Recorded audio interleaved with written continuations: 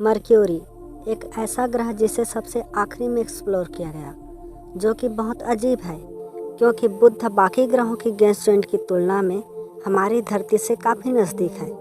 आखिर क्या कारण है जो कि हमें बुध ग्रह में स्पेस क्राफ्ट भेजने में इतना समय लगा? 20 जुलाई 1969 को पहली बार मनुष्य ने चांद पर कदम रखा था।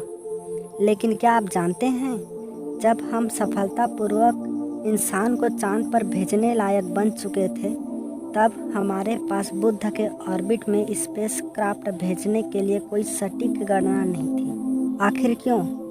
मरकरी हमारे धरती के इतने करीब होने के बाद भी हम नेपच्यून पर, जो कि हमारी धरती से बहुत ही दूर है, वहाँ के लिए स्पेस क्राफ्ट भेज चुके थे। हम इस वीडियो में मरकरी ग्रह की सभी जानकारी देने वाले हैं।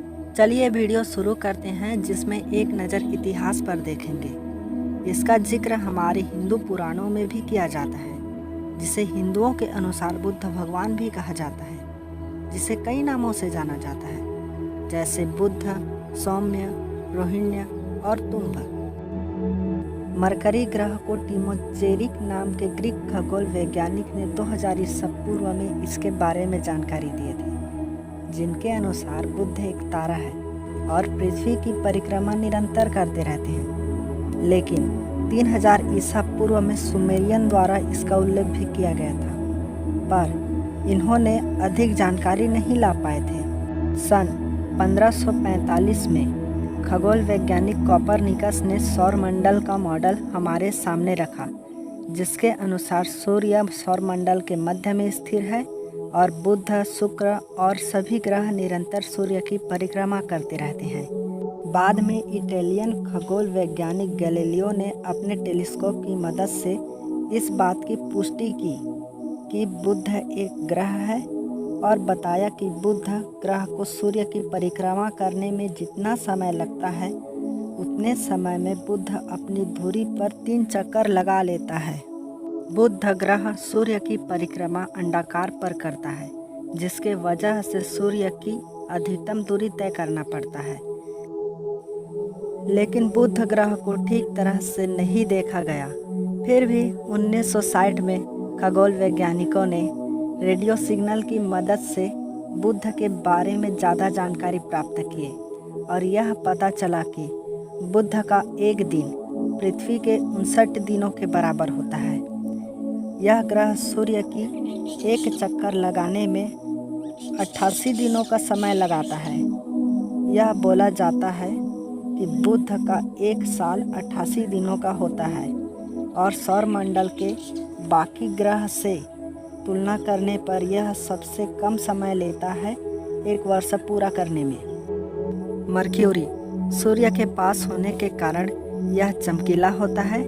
प्राचीन काल में इसे भोर का तारा भी कहा जाता है।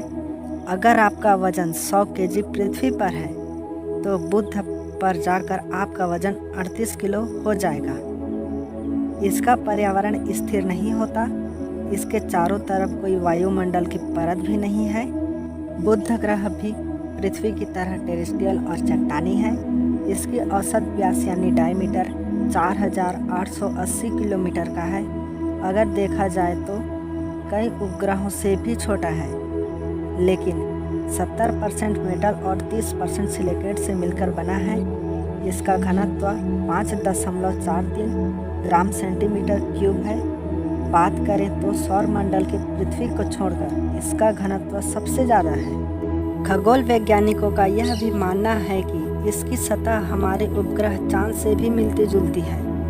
चांद की तरह इसमें भी कई सारे एस्टेरॉइड टकराने से कई सारे गड्ढे या क्रेटर बने हैं। बुध ग्रह का सबसे बड़ा क्रेटर क्लोरिस क्रेटर है, जिसका व्यास लगभग 1550 किलोमीटर का है। भूवैज्ञानिकों का यह भी मानना है कि क्लोरिस क्रेटर जिस एस्टेरॉइड के कारण बना होगा, वह बहुत विशाल होगा। इस ग्रह के करीब जाना इसलिए कठिन था क्योंकि यह सूर्य के नज़दीक था और सबसे छोटा था। हमारे सौरमंडल के आउट पैनल पर जाने के लिए सूर्य के विपरीत गुरुत्वाकर्षण की दिशा में जाना पड़ता है।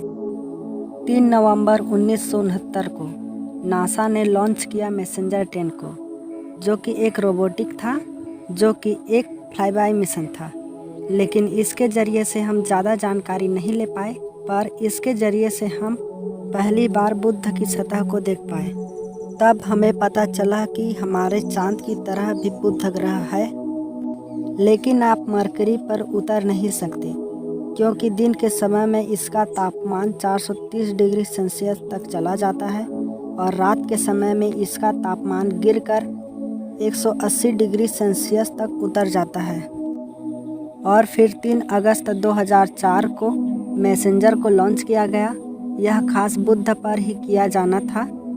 18 मार्च 2011 को यह बुध पर पहुंचा, जो कि 2012 तक यह अपने मिशन को पूरा कर लिया। तब भी इसके स्पेसक्राफ्ट में फ्यूल बचा हुआ था। फिर इसे 2 बार और बढ़ा दिया गया। फिर 30 अप्रैल 2015 को इसे बुध की सतह से टकराकर नष्ट कर दिया गया, पर हमें इसके मदद से 90% से भी ज़्यादा हिस्से को हम जान पाए। 20 अक्टूबर 2018 को लॉन्च किया गया बेबी कोलंबस स्पेसक्राफ्ट को, जो कि यूरोपियन स्पेस एजेंसी एसा और जापान स्पेस एजेंसी जेक्सा का जॉइंट मिशन है, जो कि दिसंबर 2025 तक बुध में पहुंच जाएगा, जिससे हमें बुध के बारे में और भी जानकारी मिल सकती है। आज के लिए इतना ही, मिलता हूं एक नए वीडियो में।